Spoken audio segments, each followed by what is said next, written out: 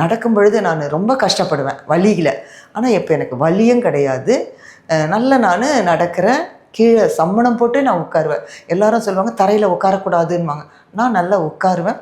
படி மெதுவா ஏற ஆரம்பிச்சுட்டேன். என் பேர் ஸ்ரீகலா. நான் மொகப்பேர்லேருந்து வரேன்.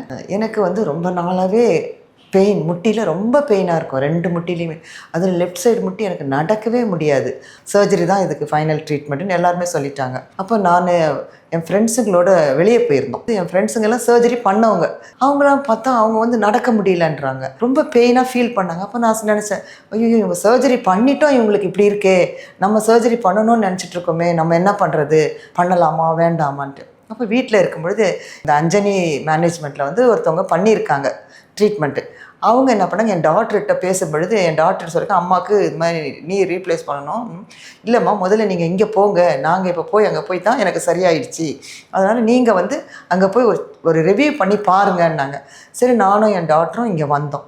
இங்கே பார்த்து சார் டாக்டர்லாம் பார்த்து அவங்க ஒரு 3 ப்ராசஸிங் இருக்குன்னாங்க. சரி, அந்த 3 ப்ராசஸிங்கும் பண்ணோம். அதுக்கப்புறம் எனக்கு பெயினே கிடையாதுங்க. அந்த ஃபீலே நான் ஃபீல் பண்ணலை.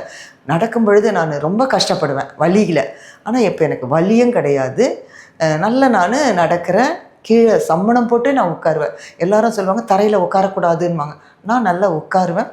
படி மெதுவாக ஏற ஆரம்பிச்சிட்டேன். ஹாப்பியாகவும் இருக்கேன். எனக்கு அந்த பெயினுடைய ஒரு இதுவே தெரியல.